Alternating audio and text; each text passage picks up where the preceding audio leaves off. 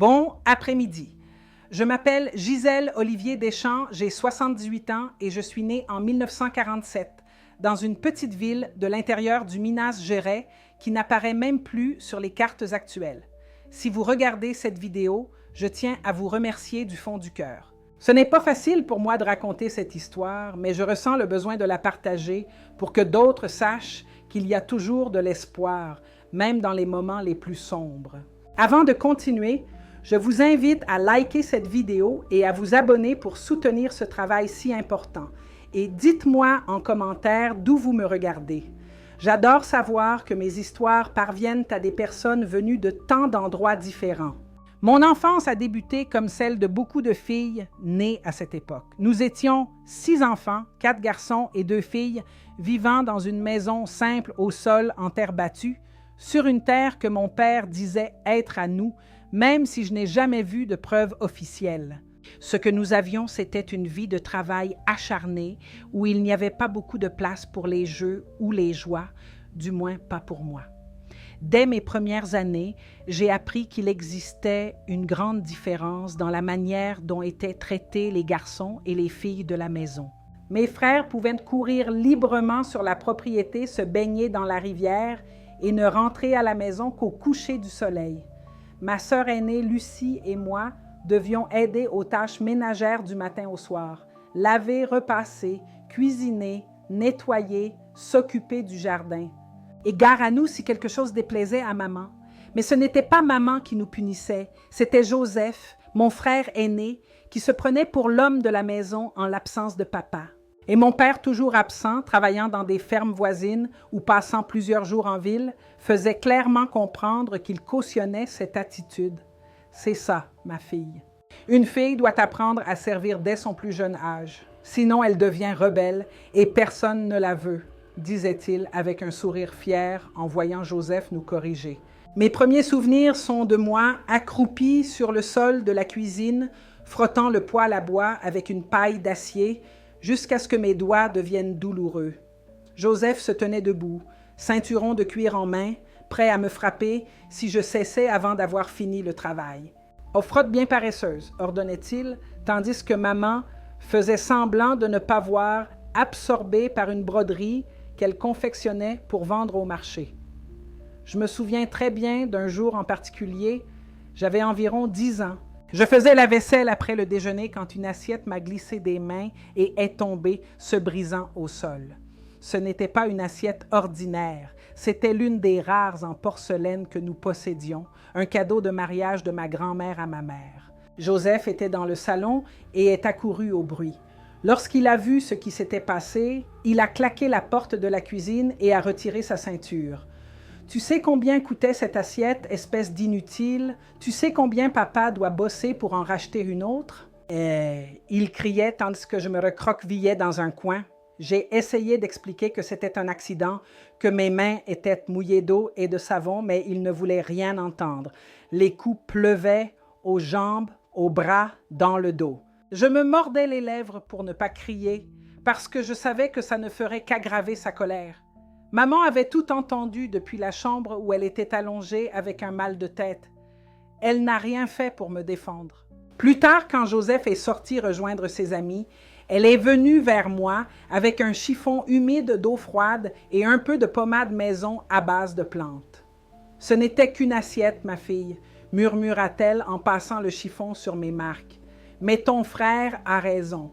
Tu dois faire plus attention. » J'ai regardé ses bras marqués comme les miens et j'ai demandé « Pourquoi tu laisses papa te faire ça, maman? » Elle détourna le regard, comme elle le faisait toujours quand on abordait ce sujet. « C'est comme ça que ça se passe, Gilda. Les femmes sont faites pour souffrir. Tu ferais bien de l'apprendre vite. » C'était la leçon qu'on m'enseignait chaque jour, que j'étais moins importante, que ma douleur ne comptait pas, que mon travail ne serait jamais suffisant. Joseph s'assurait de me le rappeler constamment, surtout lorsque ses amis venaient à la maison. Il m'appelait laide. Il disait que je ne trouverais jamais de mari, que personne ne voudrait de moi, pas même comme servante, à cause de ma maladresse. « Tu vois cette fille ici? » disait-il à ses amis en me tirant les cheveux comme si j'étais une poupée de chiffon. « Elle est tellement idiote qu'elle ne sait même pas faire un café correctement. Heureusement que c'est ma sœur. Si c'était ma fille, je l'aurais déjà mise à la porte. » Mon père riait de ces plaisanteries.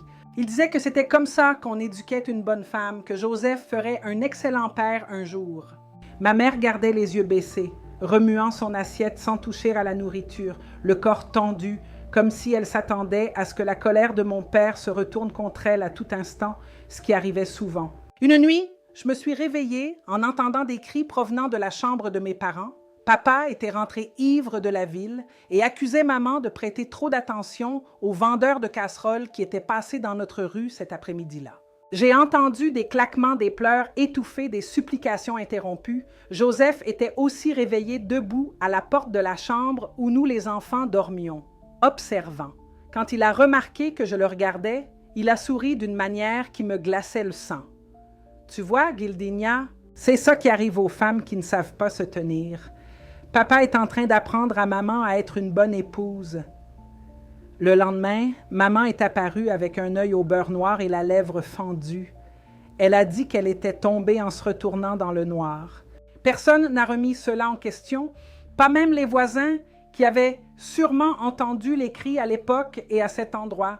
Ce qui se passait chez nous restait chez nous. En moi grandissait la certitude que ce n'était pas la vie que Dieu avait prévue pour moi, qu'il devait exister quelque part un monde où des filles comme moi n'avaient pas peur chez elles, où les frères ne devenaient pas des bourreaux et où les pères n'utilisaient pas la violence pour apprendre l'amour. Mais pour atteindre ce monde, je devais d'abord survivre. Et c'est ce que j'ai essayé de faire jour après jour, année après année, dans l'ombre de cette enfance qui ne m'enseignait qu'une seule chose, que, pour des personnes comme moi, l'amour venait toujours avec la douleur. À 11 ans, j'ai découvert ce qui allait devenir mon seul refuge dans ce monde de souffrance. La petite école municipale située à près de 5 kilomètres de chez nous. Je me souviens, comme si c'était hier, de la première fois où j'ai franchi le seuil de cette salle qui sentait la craie et le bois. C'était comme pénétrer dans un univers complètement différent où pendant quelques heures, je pouvais simplement être Gilda, pas la fille à problème, ni la sœur de Joseph. La professeure, Madame Marthe, avait un regard doux, différent de tous ceux que je connaissais chez moi. Le premier jour de classe, quand elle m'a vue assise au fond de la salle, les manches longues malgré la chaleur de février, elle s'est approchée doucement et a posé une main sur mon épaule. Je n'ai pas reculé par réflexe comme je le faisais avec tout le monde, et cela nous a autant surprises l'une que l'autre. « Tu aimes les histoires d'Hilda ?» demanda-t-elle d'une voix douce, comme si elle était incapable de crier, même si elle le voulait. Je hochai la tête sans le courage de parler. « Alors je pense que tu vas beaucoup aimer notre bibliothèque. » Bibliothèque était un mot bien trop grand pour cette petite étagère, qui contenait peut-être une 50aine de livres, mais pour moi, c'était un trésor inestimable. Ce même jour, je rentrais chez moi avec un petit livre de contes sous le bras. Madame Marthe m'avait dit que je pouvais l'emporter pour lire à la maison, à condition de le rapporter la semaine suivante. Je cachais le livre sous mes vêtements pour que Joseph ne le voie pas. Il détestait que je lise quoi que ce soit qui ne soit pas mes devoirs. La lecture remplit la tête des filles de bêtises, répétait-il, reprenant les paroles de papa. La nuit, après que tout le monde se soit endormi, j'allumai un petit bout de bougie que j'avais gardé et je lus le livre en entier, caché sous la couverture, pour que la lumière ne trahisse pas mon petit acte de rébellion. Les histoires parlaient de lieux lointains, de personnes menant des vies que je ne pouvais même pas imaginer. C'était comme si une fenêtre s'ouvrait dans ma tête, montrant qu'il existait un monde immense là-bas, au-delà des clôtures de notre terrain. L'école devint rapidement mon sanctuaire. Je me réveillais avant le lever du soleil pour accomplir toutes mes corvées à temps et ne pas être en retard. Je portais de l'eau, balayais la cour, aidais maman à préparer le petit déjeuner, le tout en un temps record. Ensuite, je marchais seule ces 5 kilomètres, souvent pieds nus, pour ne pas abîmer ma seule paire de chaussures que je gardais dans mon sac jusqu'à arriver près de l'école. Joseph se moquait de mon dévouement. Pourquoi étudier autant? Une femme n'a besoin que de savoir cuisiner et obéir. Maman, étrangement, n'était pas d'accord avec lui à ce sujet. Elle-même savait à peine signer son propre nom et c'est peut-être pour cela, dans son silence, qu'elle soutenait mes études. Une nuit, alors que nous faisions la vaisselle ensemble, elle murmura « Continue à étudier, ma fille. C'est ta seule chance d'avoir une vie différente de la mienne. » C'est à ce moment-là que je commençais à comprendre que toutes les familles n'étaient pas comme la nôtre. Dans les maisons de quelques-unes de mes amies à l'école, les parents parlaient à leurs filles au lieu de leur donner juste des ordres. Les frères pouvaient taquiner, mais il n'y avait pas cette peur constante, cette tension dans l'air qui semblait ne jamais quitter notre maison. J'ai commencé à comprendre que ce qui m'arrivait n'était ni normal ni juste et surtout pas de ma faute. Madame Marthe avait remarqué mon intérêt pour les livres et avait commencé à m'en prêter davantage, certains venant même de sa collection personnelle. « Tu as un don, Gilda », m'a-t-elle dit un jour, alors que je restais après les cours pour l'aider à organiser les cahiers. « Ta rédaction sur la rivière était la meilleure que j'ai jamais lue venant d'une élève de ton âge. » C'était la première fois de ma vie que quelqu'un me faisait un compliment pour quelque chose que j'avais fait. J'ai ressenti une chaleur étrange dans ma poitrine que j'ai compris plus tard être de la fierté. Mais l'école a aussi apporté des ennuis. Joseph n'aimait pas que je rentre à la maison pleine d'idées, comme il disait. Un après-midi, il m'a surprise en train de lire au lieu de ramasser les vêtements étendus avant la pluie. Il m'a arraché le livre des mains et l'a jeté dans la flaque d'eau la plus proche. Maintenant, tu vas devoir payer pour ça, espèce d'idiote. Il m'a tiré par les cheveux pendant que j'essayais de récupérer le livre mouillé. Comment tu vas expliquer ça à la maîtresse maintenant? Tu vas dire que la petite sœur préférée de Joseph est irresponsable? J'ai pleuré toute la nuit en me demandant comment j'allais affronter Madame Marthe. Le livre était ruiné et je n'avais pas un sou pour en acheter un autre. Le lendemain matin, je suis allée à l'école avec l'estomac noué par la peur. Quand j'ai finalement eu le courage de montrer les dégâts m'attendant à une réprimande, voire à une expulsion, il s'est passé quelque chose d'inattendu. Madame Marthe a regardé le livre puis les marques sur mon bras que j'avais essayé de dissimuler et ses yeux se sont remplis de larmes. Au lieu de me punir, elle m'a prise dans ses bras. C'était une étreinte différente de toutes celles que j'avais reçues auparavant. Ce n'était pas l'embrassade rapide et gênée de maman, ni celle factice que Joseph faisait devant les invités pour faire croire que nous étions une famille normale. C'était une étreinte sincère qui disait sans mots que j'avais de l'importance. « Ne t'inquiète pas pour le livre, Gilda. Les livres, ça se remplace. Toi, non. » C'est à ce moment-là qu'un changement s'est opéré en moi. Une petite graine de résistance a commencé à germer. J'ai compris qu'un avenir différent était possible pour moi, que la vie que je menais n'était pas la seule voie. J'ai commencé à étudier avec encore plus d'ardeur, cachant mes cahiers et mes livres dans des endroits où Joseph ne penserait pas à chercher. Sous une planche du parquet, dans la doublure d'un vieux manteau suspendu au fond de l'armoire, voire même enterré dans un pot en terre dans le jardin. À 13 ans, alors que beaucoup de filles de mon âge étaient déjà promises au mariage, Madame Marthe m'a appelée pour une conversation qui allait changer ma vie. Elle avait remarqué mes efforts à l'école et pensait que je devais aller au-delà de l'école primaire. « Il existe une grande école normale pour former des enseignantes, » m'a-t-elle expliqué. « Elles acceptent certaines élèves avec des bourses d'études. Je devrais y vivre, mais on y enseigne tout ce qu'il faut savoir pour devenir professeur comme elle. » La perspective de quitter cette maison, d'avoir une profession, de devenir comme Madame Marthe, était un rêve trop vaste pour mon petit cœur de fille. Mais il y avait un énorme obstacle, convaincre mon père et Joseph de me laisser partir.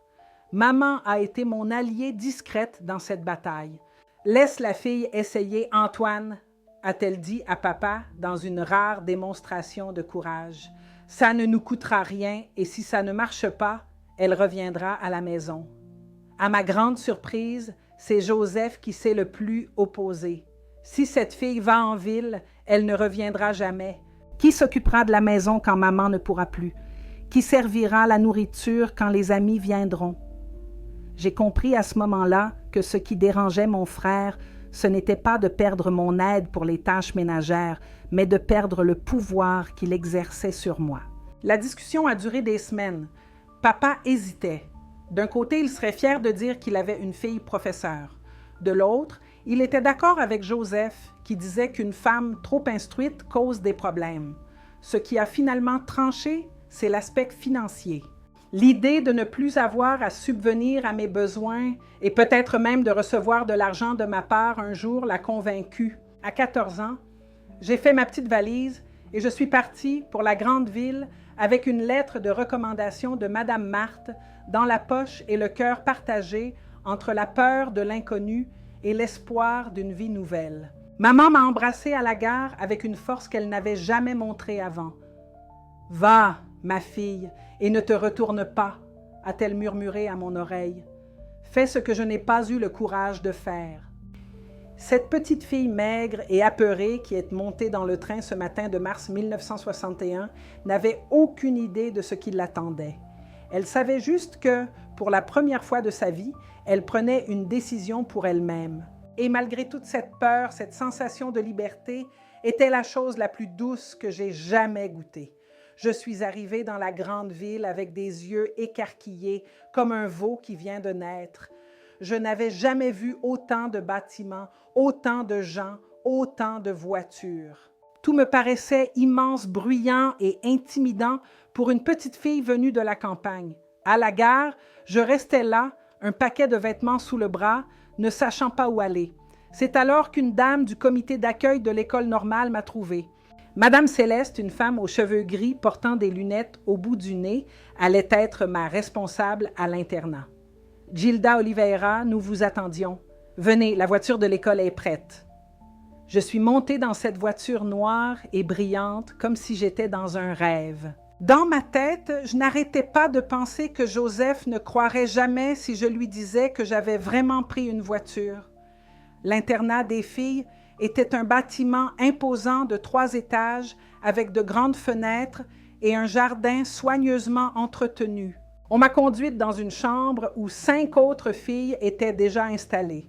Mon lit était près de la fenêtre avec un petit coffre au pied pour ranger mes affaires qui y tenait sans problème. Cela faisait peu de choses. Ma camarade de dortoir Teresa était la fille de commerçant de Belo Horizonte et semblait tout savoir de la vie citadine. Lors de ma première nuit, alors que je déballais ma seule robe pour sortir, toute froissée à cause du voyage, elle me regardait avec un mélange de curiosité et de pitié. « D'où viens-tu, Gilda? »« De Ribeirão das Almas, » répondis-je pour la première fois, honteuse de mes origines. « Je n'en ai jamais entendu parler, c'est un tout petit endroit, tellement petit qu'il n'apparaît même pas sur les cartes. » Teresa sourit sans malice. « Eh bien, maintenant que tu es ici, quand tu auras ton diplôme, tu pourras aller où tu voudras. » L'idée que je pouvais choisir mon propre chemin était si nouvelle que j'avais du mal à la saisir complètement. Pendant 16 ans, ma vie avait été dictée par d'autres. Maintenant, soudainement, l'avenir semblait une route ouverte. Les premiers mois ont été difficiles. J'avais plusieurs années de retard dans certaines matières comparées aux autres filles. Mon accent, marqué par mes origines rurales, provoquait des rires en classe. Mes vêtements simples et rapiécés tranchant avec les uniformes bien repassés de mes camarades. Plus d'une fois, je me suis cachée pour pleurer dans les toilettes, pensant que j'avais fait une erreur, que je n'avais pas ma place ici. Mais une voix en moi, obstinée, celle que seuls ont ceux qui ont déjà affronté le pire, insistait « Mieux vaut souffrir ici que de retourner chez soi. » Et puis, je séchais mes larmes, j'ouvrais les livres et je révisais jusqu'à ce que mes yeux me brûlent.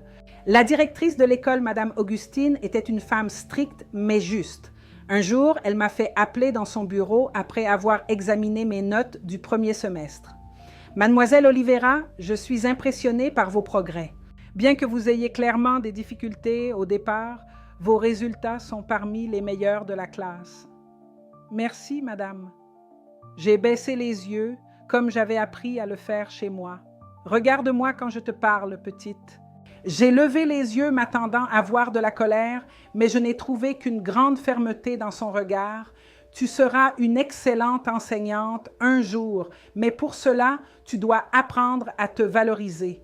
Personne ne respecte ceux qui ne se respectent pas. Ces mots sont restés gravés en moi. J'ai commencé à travailler non seulement dans mes matières scolaires, mais aussi sur moi-même. J'observais comment les autres filles se comportaient, parlaient, s'habillaient, pas pour les copier, mais pour comprendre qu'il y avait d'autres manières d'être femme en dehors de celles que je connaissais chez moi. Pour contribuer aux dépenses, j'ai réussi à obtenir un emploi à temps partiel comme aide à la bibliothèque de l'école. C'était un véritable paradis pour moi d'être entourée de livres, de pouvoir les lire pendant mes moments libres, d'apprendre à organiser et cataloguer. La bibliothécaire, Madame Léonore, est devenue ma mentor et amie. C'est elle qui m'a fait découvrir la littérature qui allait changer ma vie. Des livres de Clarice Lispector, Cécilia Meirelles, Rachel de Queiroz. Regarde, Gilda, ce sont des femmes qui écrivent sur les femmes, m'a-t-elle expliqué. Pas comme les hommes nous voient, mais tels que nous sommes vraiment.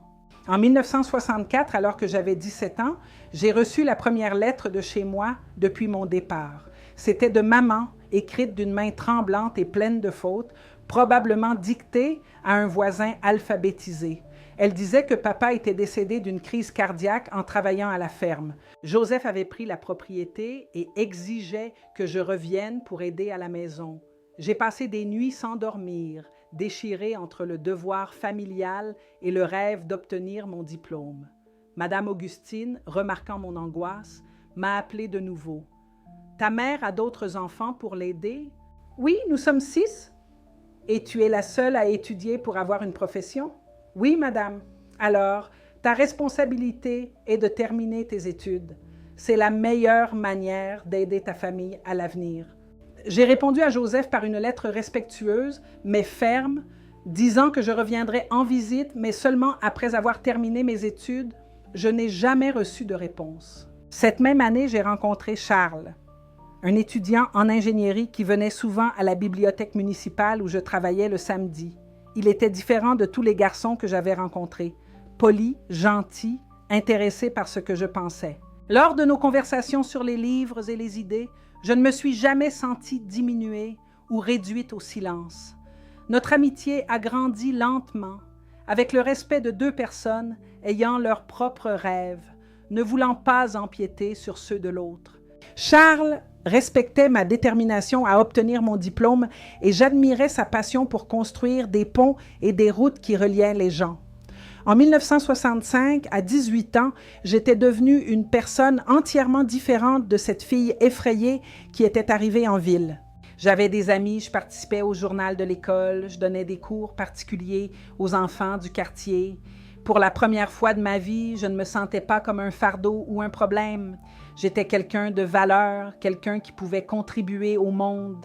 C'est à cette période que j'ai reçu la nouvelle. Maman était très malade. Pneumonie, disait la lettre du médecin local. Joseph a ajouté quelques lignes accusatrices. Si tu étais ici pour t'occuper d'elle comme tu aurais dû, peut-être cela ne se serait-il pas tellement aggravé. Cette fois, je n'ai pas hésité. J'ai demandé un congé à l'école et j'ai voyagé jusqu'à Ribeirão das Almas. Le train semblait remonter le chemin inverse de ma vie. Chaque kilomètre me ramenait à ce que j'avais été, pas à ce que j'étais devenue. La maison me paraissait plus petite que dans mes souvenirs, plus sombre, plus étouffante. Joseph était sur le porche à mon arrivée, avec les mêmes yeux durs, désormais sur un visage plus vieux et marqué. Il ne m'a pas embrassé, il a juste hoché la tête. « Enfin, tu te souviens que tu as de la famille? » J'ai avalé la réponse cinglante qui montait dans ma gorge. Je n'étais pas revenue pour me disputer, mais pour voir maman. Je l'ai trouvée dans ce même lit où je serais née, aussi maigre qu'une brindille, les yeux creux, brillants de fièvre. Quand elle m'a vue, un faible sourire a éclairé son visage fatigué. « Ma fille, la professeure, murmura-t-elle, tendant la main pour toucher mon visage. « Tu as réussi. » J'ai passé 2 semaines à m'occuper d'elle, mettant en pratique les connaissances en soins infirmiers de base que j'avais apprises à l'école. Le soir, je lui lisais les livres que j'avais apportés avec moi, des histoires de femmes fortes qui affrontaient le monde avec courage. Je ne sais pas si elle comprenait tout, mais ses yeux brillaient à chaque mot. Joseph ne facilitait pas les choses. Il critiquait chaque décision que je prenais concernant les soins de maman, remettant en question mes études en ville comme si elles n'avaient aucune valeur. Il tenait à me rappeler que j'avais abandonné la famille. Une nuit, quand je suis sortie de la chambre de maman, après avoir enfin réussi à l'endormir, il m'attendait dans la cuisine. Il y avait une bouteille de cachaça à moitié pleine sur la table et ce regard que je connaissais bien depuis mon enfance. « Alors tu te prends pour meilleur que nous, hein? Avec tes livres et ton petit ami de la ville? » Je n'ai pas répondu, essayant de le contourner pour aller dans ma chambre improvisée dans le salon. Il m'a saisi le bras avec force, exactement comme il le faisait il y a des années. « Quand tu étais petite, je pouvais t'apprendre le respect. On dirait que tu as tout oublié de ce que je t'ai enseigné. C'est alors que j'ai réalisé, je n'avais plus peur de lui. Ces années passées loin de lui m'avaient non seulement donné une éducation, mais aussi de la force. J'ai dégagé mon bras d'un geste ferme et je l'ai regardé droit dans les yeux, quelque chose que je n'aurais jamais osé faire auparavant. Non, Joseph, j'ai seulement appris des choses que tu n'aurais jamais pu m'enseigner. J'ai laissé la porte de la cuisine ouverte et je suis allée me coucher. Le lendemain matin, il me parlait à peine, mais pour la première fois, cela ne m'a pas dérangé. Le pouvoir qu'il exerçait sur moi n'existait que tant que je le lui permettais. Après 2 semaines, maman allait mieux. Elle n'était plus en danger. La veille de mon départ, elle a pris ma main pendant que nous parlions toutes les deux. « Je suis fière de toi, ma fille, de ce que tu es devenue. Viens avec moi en ville, maman. Je peux prendre soin de toi là-bas. » Elle a souri avec tristesse. « Mon endroit est ici, Gilda. » Ça a toujours été le cas, mais le tien n'est pas ici. Jamais. Je suis retournée à l'école le cœur plus léger, malgré un départ difficile. Au cours des mois suivants, nous avons échangé des lettres régulièrement, les premières vraies correspondances entre nous. Dans ces lettres, maman me racontait la vie à la campagne et je lui parlais de mes études, de Charles, de nos projets pour l'avenir. En décembre 1966, à 19 ans, j'ai obtenu mon diplôme de professeur à l'école normale. Le jour de la cérémonie de remise des diplômes, je cherchais des visages familiers dans le public, sachant que je n'en trouverais probablement aucun, mais je me trompais. Dans la dernière rangée, portant sa plus belle robe et un chapeau emprunté, se tenait maman. À côté d'elle, souriant timidement, se trouvait Charles, que j'avais mentionné dans mes lettres, mais que je n'avais jamais officiellement présenté. D'une manière ou d'une autre, ils s'étaient rencontrés à la gare et étaient venus ensemble. À ce moment-là, lorsque j'ai marché sur scène pour recevoir mon diplôme, cela ne représentait pas seulement un accomplissement personnel. C'était le début d'une nouvelle histoire pour les femmes de ma famille. Une histoire où l'éducation, et non la souffrance, serait notre héritage. En janvier 1967, avec mon diplôme d'institutrice en main, j'ai dû affronter la décision la plus difficile de ma vie jusqu'alors. Charles m'avait demandé en mariage le jour même de ma remise de diplôme, sur un banc de parc près de l'école, sans bague ni genoux à terre, juste des mots sincères d'un homme qui respectait mes rêves autant que les siens. « Nous pouvons construire une vie ensemble à São Paulo », a-t-il dit. « J'ai trouvé un emploi dans une grande entreprise de construction. Tu pourras y donner des cours. » L'avenir qu'il dessinait avec ces mots semblait un rêve trop beau pour être vrai. Une maison à nous, des enfants qui grandiraient sans peur, une vie de solidarité et de respect mutuel, tout ce que je n'avais jamais eu et que j'avais toujours espéré. Mais quelque chose en moi résistait à suivre ce chemin, aussi tentant soit-il. Pendant les semaines où j'ai pris soin de ma mère, une idée a commencé à germer dans mon esprit, un objectif plus grand qui dépassait mon propre bonheur. « Je dois d'abord retourner à Ribeirão das Almas », ai-je expliqué à Charles. « Il y a des enfants là-bas qui n'auront jamais la chance de partir comme je l'ai eu. Je dois être pour eux ce que Madame Marthe a été pour moi. » Charles n'a pas tenté de me dissuader. Il a simplement pris mes mains et promis d'attendre le temps qu'il faudrait. 1 an, 5, 10, peu importe, certaines personnes valent n'importe quelle attente. Avec sa bénédiction et la promesse de lettres hebdomadaires, je suis retournée dans ma ville natale, non plus comme la jeune fille apeurée qui avait fui à la recherche de l'éducation, mais comme l'institutrice Gilda déterminée à faire la différence. L'école où j'avais étudié enfant avait perdu Madame Marthe, qui avait pris sa retraite et déménagé chez sa fille dans la capitale. Le maire, surpris par mon retour volontaire, n'a pas hésité à me proposer le poste.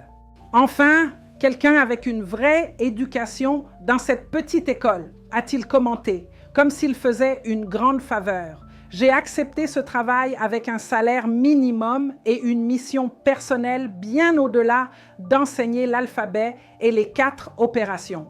Je voulais ouvrir des fenêtres dans l'esprit de ces enfants, leur montrer qu'il existait un monde au-delà des clôtures des fermes, au-delà des rôles que leurs parents et grands-parents avaient joués pendant des générations.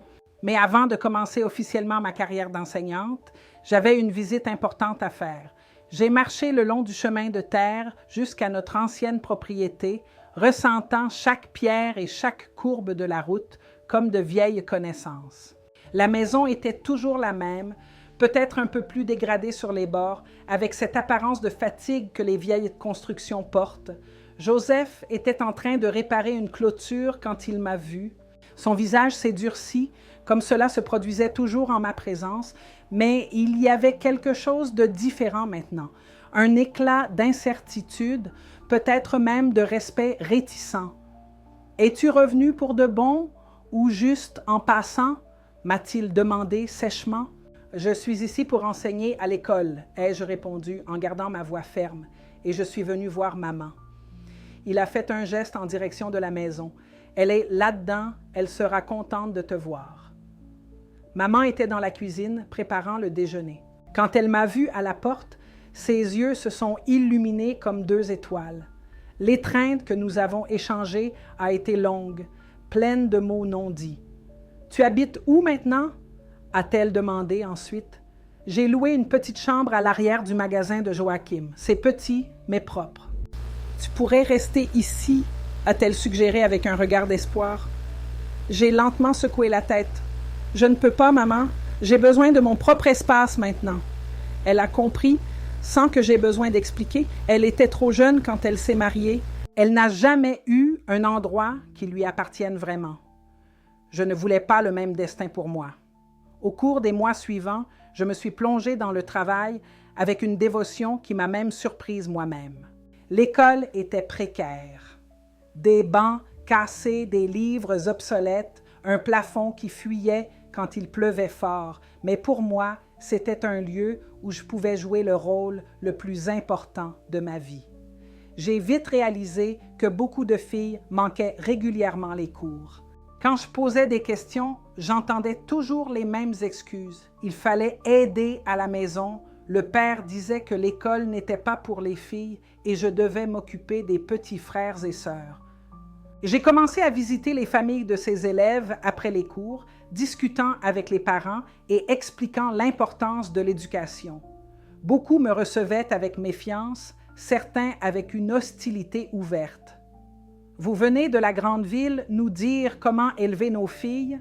m'a demandé un agriculteur avec la même expression que Joseph avait quand il était sur le point de perdre patience. « Non, monsieur, » ai-je répondu calmement. « Je viens en tant que personne qui a grandi exactement comme vos filles et qui sait à quel point l'éducation peut transformer une vie. » Petit à petit, famille après famille, j'ai commencé à briser les résistances.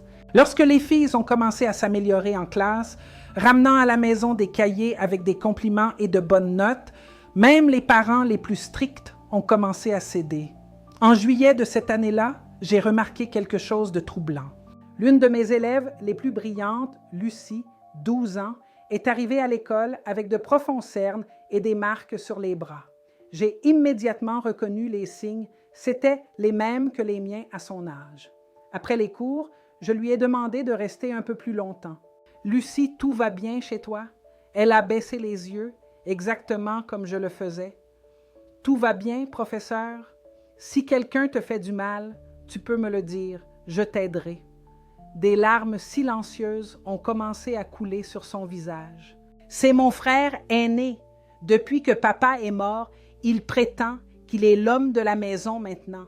Mon cœur s'est glacé.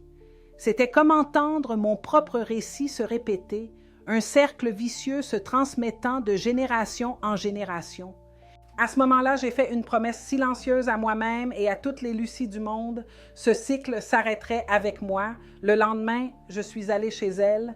Son frère Auguste, un jeune homme de 19 ans avec un regard dur comme celui de Joseph, m'a accueilli à la porte avec une mine peu amicale. « Qu'est-ce que la prof veut ici? »« Parler de l'avenir de ta sœur, » ai-je répondu avec un calme que je ne ressentais pas. Lucie est l'une de mes meilleures élèves. Elle a le potentiel pour obtenir une bourse en ville comme moi. Il a ri avec mépris. Pourquoi faire? Pour revenir toute fière comme vous? Une femme n'a pas besoin d'autant d'études. Au lieu de reculer comme je l'aurais fait des années plus tôt, j'ai fait un pas en avant. Je vais être très claire, Auguste. Je sais exactement ce qui se passe dans cette maison et je ne laisserai pas cela continuer. Son visage s'est décomposé puis est devenu rouge de colère. Vous n'avez rien à voir avec ma famille. J'ai tout à voir avec mes élèves et leur bien-être. Si les marques sur le corps de Lucie ne disparaissent pas, j'aurai une discussion très sérieuse avec le maire la prochaine fois qu'il viendra en ville. C'était un bluff partiel. Le maire apparaissait rarement à Ribeirão das Almas et quand il venait, c'était davantage pour prendre un verre au bar de la place que pour rendre justice. Mais Auguste ne le savait pas. « Vous me menacez? » « Je propose simplement une autre voie, ai-je répondu. Vous pouvez être le genre d'homme que votre père était ou vous pouvez être meilleur. Le choix vous appartient. Je suis sortie de là, tremblante à l'intérieur, mais la tête haute. Je ne savais pas si mes paroles auraient un impact, mais j'étais certaine d'une chose.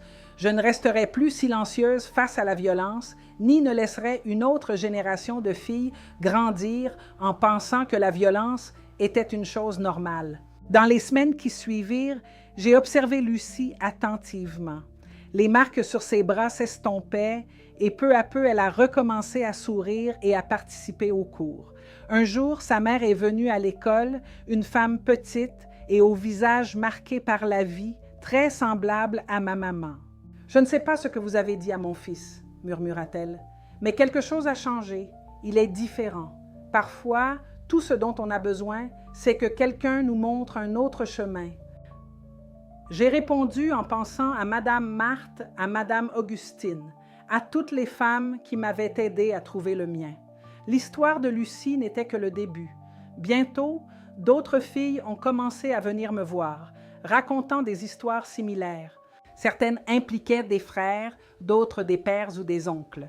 Le schéma était toujours le même, des hommes qui croyaient avoir des droits sur le corps et la vie des femmes de la famille, et des femmes qui acceptaient ce traitement par ignorance des alternatives. En octobre 1967, j'ai utilisé mon salaire pour acheter des livres sur les droits des femmes et créer une petite bibliothèque à l'école.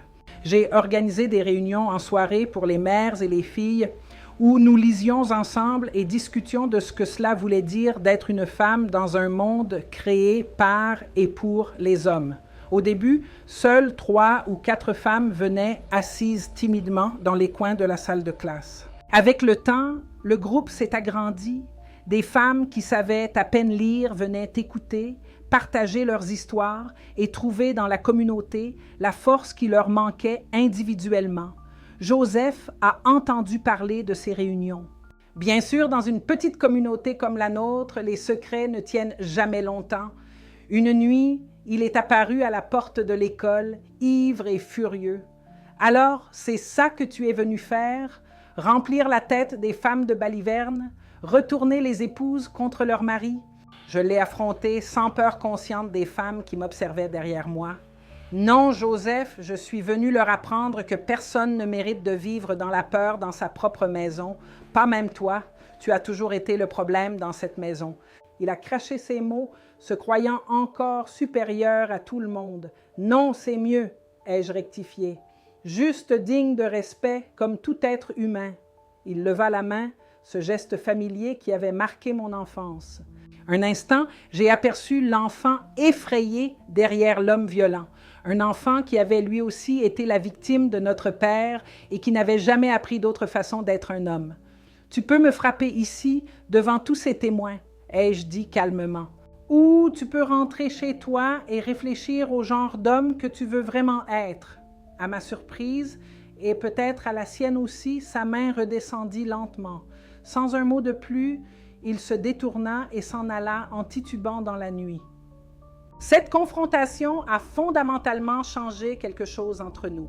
Nous ne sommes pas devenus amis, ni même alliés, mais un respect réticent s'est installé. Joseph a cessé d'essayer de m'intimider. Parfois, quand je rendais visite à maman, il demandait même des nouvelles de l'école, des élèves qui avaient obtenu des bourses pour étudier en ville. En mars 1968, j'ai reçu une lettre de Charles disant qu'il avait été muté dans une ville à seulement 2 heures de Ribeirão das Almas. « Je ne peux plus attendre !» écrivait-il. « Si tu ne peux pas laisser tes filles, je viendrai te voir. » Nous nous sommes mariés lors d'une cérémonie simple à l'église de la ville. Maman a pleuré de joie. Joseph était présent, sobre et mal à l'aise dans son unique costume, là plus que jamais. Charles avait acheté une moto pour faire le trajet entre son travail et notre petite maison le week-end. Notre vie n'était pas conventionnelle selon les normes de l'époque. Une enseignante rurale mariée à un ingénieur de la ville, chacun avec son métier, sa mission, mais cela fonctionnait pour nous. Charles comprenait que mon combat à Ribeirão das Almas dépassait largement notre couple. En décembre de cette même année, j'ai organisé la première remise officielle de diplôme de l'école avec des certificats imprimés que j'avais commandés en ville. Pour beaucoup de ces enfants, ce serait le seul diplôme qu'ils recevraient dans leur vie. J'ai veillé à ce que la cérémonie soit spéciale avec des discours de la musique et un petit goûter. À la fin de l'événement, une file de mères s'est formée pour venir me parler. L'une d'elles, Madame Joséphine, a serré mes mains rugueuses de ses travaux entre les siennes. Avant que la dame ne s'éloigne, elle m'a dit, la voix émue, « Je pensais que la seule chose que je pouvais laisser à ma fille était de lui apprendre à affronter la vie sans trop se plaindre.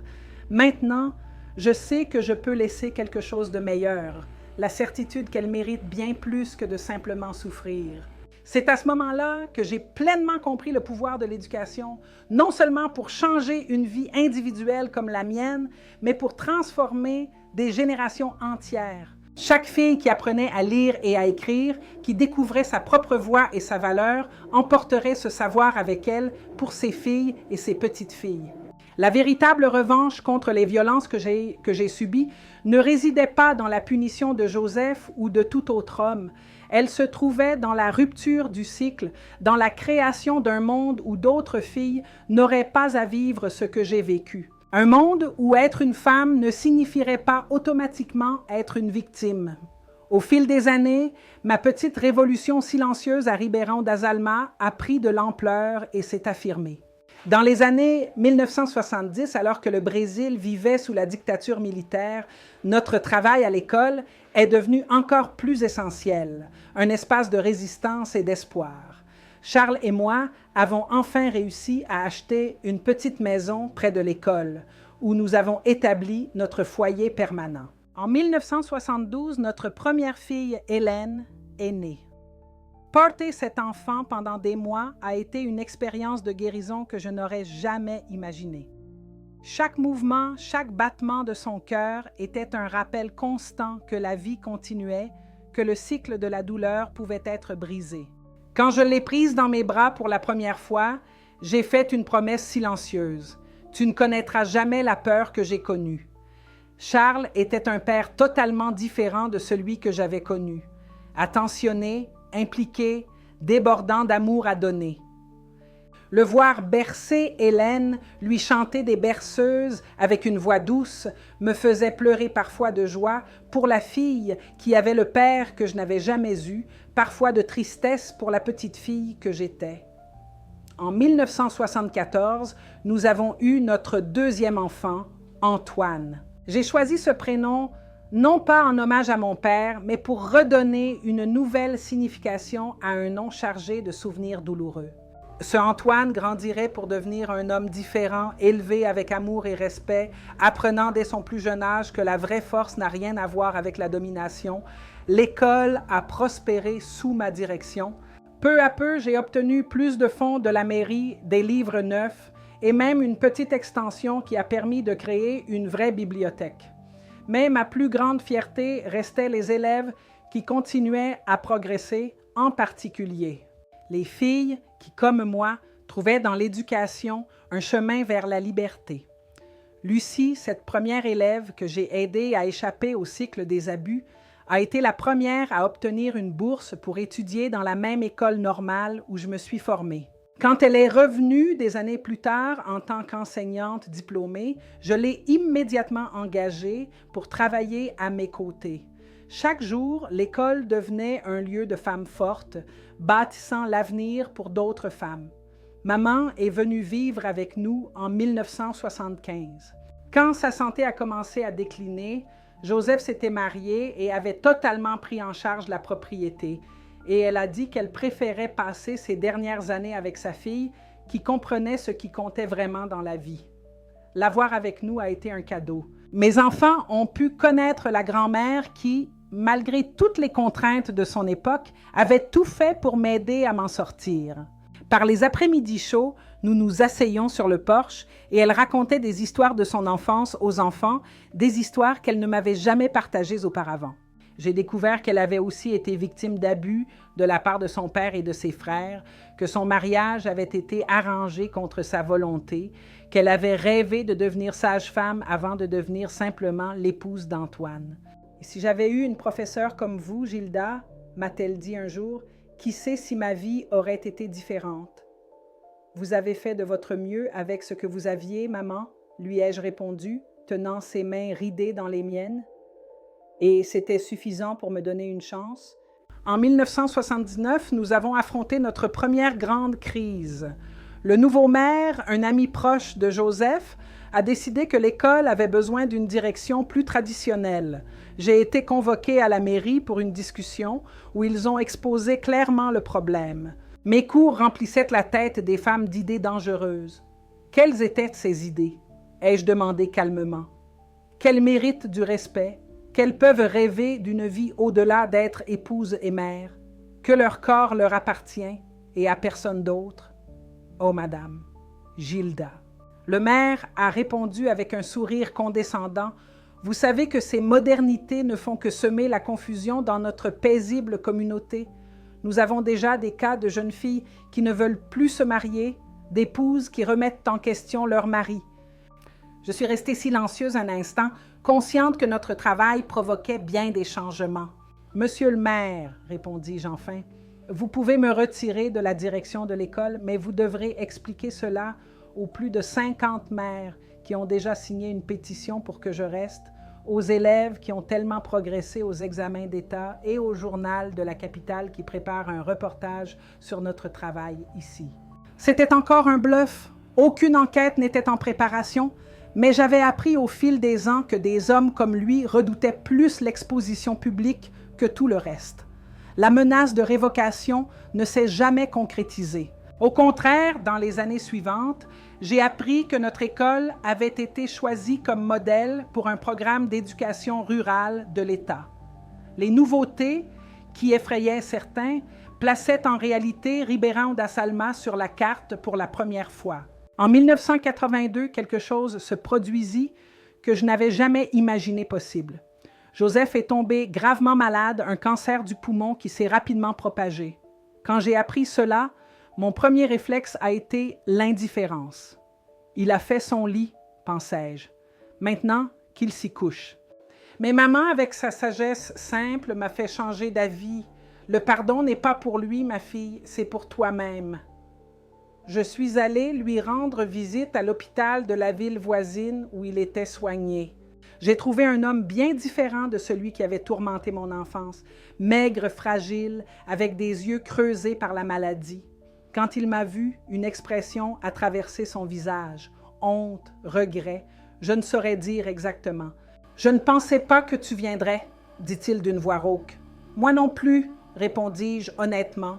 Nous restâmes silencieux quelques minutes, le poids de décennies de rancune pesant entre nous. « Tu sais, » commença-t-il avec hésitation, « quand tu étais petite et que je faisais ces choses, je pensais te rendre plus forte. C'est ce que papa disait qu'un grand frère devait faire. Ce n'était pas de la force, Joseph, c'était de la cruauté. » Il ferma les yeux un instant. « Je le sais maintenant.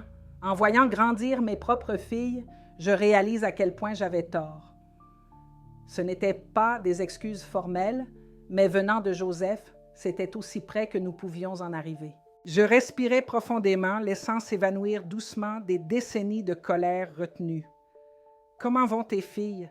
demandai-je, réalisant que je connaissais à peine mes nièces. Un léger sourire apparut sur son visage fatigué. L'aînée, Teresa, est à l'université à Belo Horizonte. Elle prépare une carrière d'avocate. L'ironie ne m'a pas échappé. L'homme qui avait essayé d'empêcher mon éducation était maintenant fier de sa fille universitaire. Il se peut que, d'une manière tortueuse, ma lutte ait même profité à sa famille. Joseph est décédé 2 semaines plus tard. Lors des funérailles, ses filles sont venues me serrer dans leurs bras, m'appelant « Tante Gilda, la professeure ». J'ai réalisé que, même sans contact direct, ma présence avait une signification pour elles. Un exemple, peut-être, qu'une femme pouvait être bien plus que ce que les hommes de la famille leur permettaient d'être. Les années 80 ont apporté de nombreux changements au Brésil et dans notre petite communauté. L'ouverture politique, les premières élections directes, une nouvelle constitution qui reconnaissait enfin les femmes comme des citoyennes à part entière. À Ribeirão das Almas, ces changements arrivaient lentement, mais ils arrivaient. En 1985, nous avons ouvert le premier centre pour femmes de la région, un espace attenant à l'école où nous proposions des cours de professionnalisation, une assistance juridique de base et un groupe de soutien pour les victimes de violences domestiques. Ce qui avait commencé comme mes réunions informelles de lecture s'était transformé en une institution reconnue qui recevait même le soutien d'ONG internationales. Charles, toujours mon plus grand soutien, a utilisé ses contacts dans l'entreprise de construction pour obtenir des donateurs de matériaux. Ensemble, nous avons construit un bâtiment simple mais digne avec des salles lumineuses et aérées, très différentes du sous-sol sombre où j'avais commencé ces premières réunions. Lors de l'inauguration, j'ai regardé les dizaines de femmes présentes, de tous âges, des filles qui fréquentaient encore l'école aux dames qui savaient à peine signer leur nom, et j'ai compris l'ampleur de ce que nous avions accompli. Ce n'était pas seulement un bâtiment ou un programme. C'était une révolution silencieuse qui avait transformé toute une communauté. Mamie n'a pas eu l'occasion de voir cette réussite. Elle est décédée paisiblement en 1983, assise dans son rocking chair sur notre véranda, regardant les enfants jouer dans le jardin. Ses derniers mots pour moi furent « Tu as brisé la chaîne, ma fille. C'est tout ce que je voulais et que je n'ai jamais pu faire. » Hélène, ma fille aînée, a suivi mes pas dans l'éducation, devenant professeure puis étudiante en pédagogie, quelque chose que je n'ai jamais eu l'occasion de faire.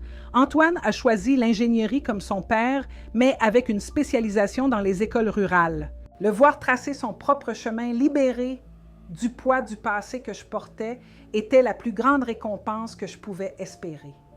En 1991, à 44 ans, j'ai reçu la plus grande reconnaissance de ma carrière, le Prix national de l'éducation rurale. La cérémonie a eu lieu à Brasilia et pour la première fois de ma vie, j'ai voyagé en avion. Charles, Hélène et Antoine étaient avec moi, applaudissant lorsque je suis montée sur scène pour recevoir la plaque.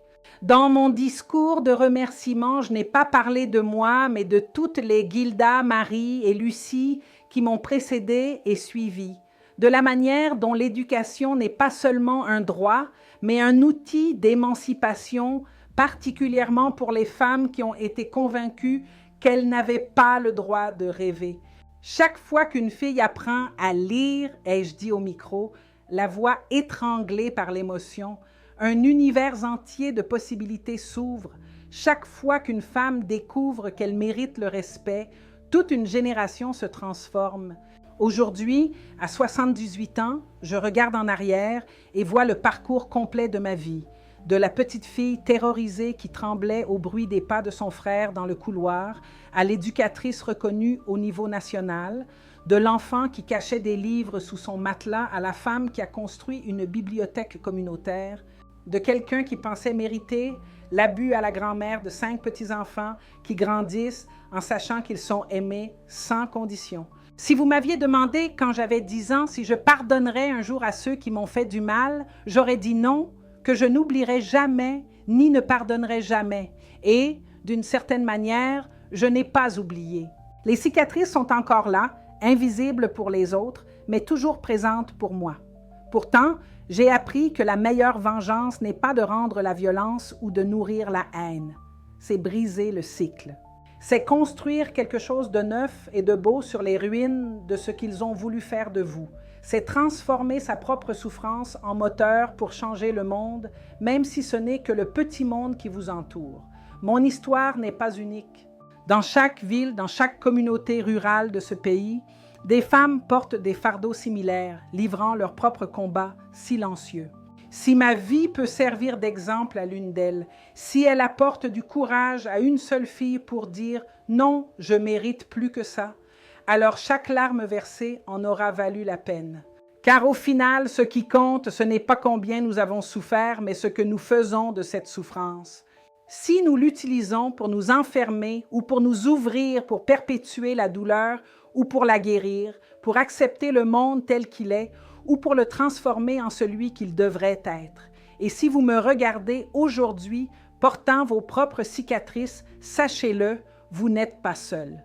Votre douleur est réelle, mais ce n'est pas votre destin final. Comme je l'ai découvert dans cette petite salle de classe, il y a si longtemps, il y a toujours un chemin vers la lumière, même dans les nuits les plus sombres. C'est la leçon la plus importante que je puisse transmettre. La véritable résilience ne vient pas d'oublier le passé, mais de le transformer en un avenir meilleur, non seulement pour nous-mêmes, mais pour tous ceux qui viendront après nous. Mes chers, si vous avez aimé cette vidéo, n'oubliez pas de la liker, de commenter si vous connaissez quelqu'un qui a vécu une expérience similaire et de vous abonner. À bientôt. Monsieur